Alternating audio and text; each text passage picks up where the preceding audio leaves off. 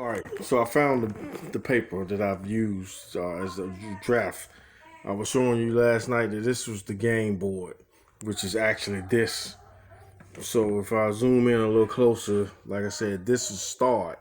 So this is how you're gonna play it. You're gonna go around the start, and of course each face, the words are gonna face where the person is sitting. So it's not gonna be lined up like this. It's gonna be lined up like this. Wherever you sit, you'll be able to understand. So anyway, I was telling you some of these places like Three Tavern, Rome, Philadelphia, the Narrows, all of these are going to be in the catalog. And let me grab a catalog real quick just to show you. Everything is not a work in progress, but it's ready to be. All right, so here's the catalog. Anyway, you turn, it's going to have the index here, but each place you go to, like Three Taverns, is right there.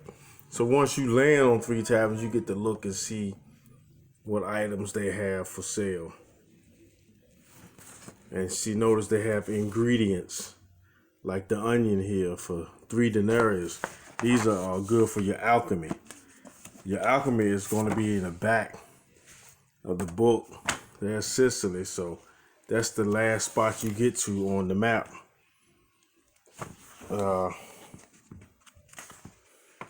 See, here's alchemy. That shows the effects, like 4 to 5 alchemy, which means you can help get your alchemy skills up. These are what you're gonna need to find.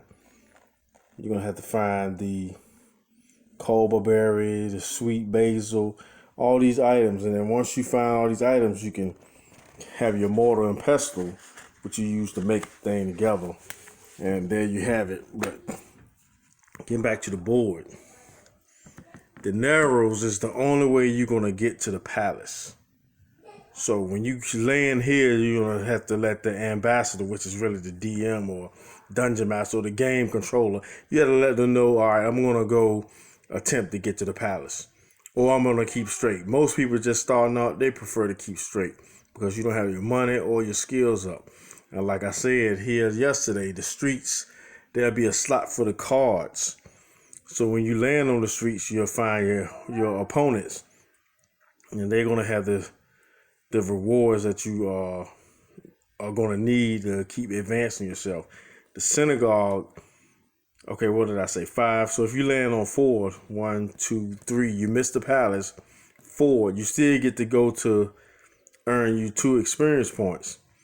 And the good thing about where this thing is lined up at, as far as my game wise, because you have a spot on the board which is Taurus, which means you go backwards, the number on the dice. So if you land here, if you're just coming out of here, boom, you land here, you got to go right back to where you were.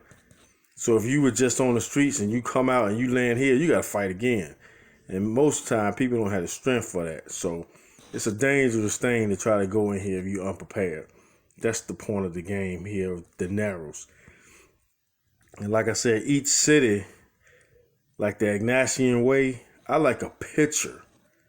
I like a picture right here with the word Ignatian Way over top of it. So when you land here, you'll get a nice little design and you can get into the game, get into the mode of the game. Patmos Island, that's the prison where Apostle John was on. And like I said, this is all based on the 1st century when Jesus walked the earth. Even though he's not mentioned in the game, a lot of things and places that he did, especially in the palace, you catch your quests. I don't have the quest printed out yet, but I have almost 280 quests. But if you notice, you land here, monastery, you lose one unregistered weapon. So you buy a weapon, wherever you buy it at, like Egypt, these bigger cities, Joppa, Ashdod, Babylon, you can register your weapon. But if you land here and it's not registered, boom, you got to get it taken away from you. A lot of life and death decisions you get to make in this game. We keep moving on. There's Ruin of Aviv. You got the Wilderness of Paran. All these little spots, man, I want to have a picture.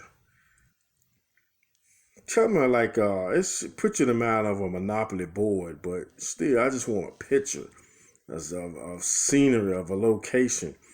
The Red Sea, I don't know what I'm gonna do with that yet, but that's where you move forward the number on the dice. That's Egypt, Syene, Memphis, Alexandria. It all ties in with the Mediterranean. So I'm thinking if I can make this whole section like either the ocean and a little bit of land formation coming off of these spots that coincides with where they are, it'll look real nice. You know, the blue ocean for the most part, and then you got your little greenish brown for the land, and there's your beaches and stuff like that. And then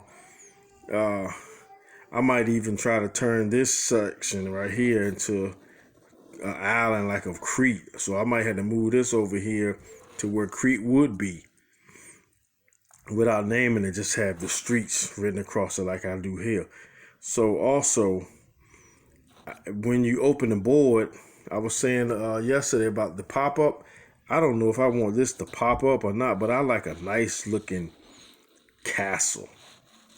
I was drawing all these places, but I really just want a nice looking castle there. And the graphics I might even just show an image of how I want the design to be, but the castle is the focal point of the whole game.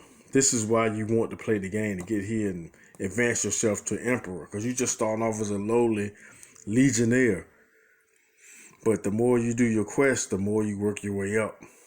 And you have life and death decisions in here to make too. Like I got illegal herbs you can pick up from anywhere.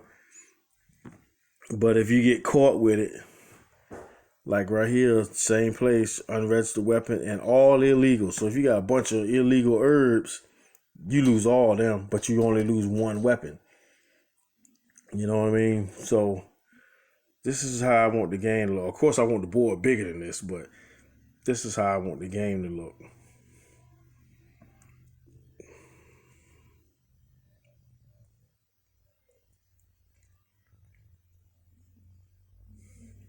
Yep.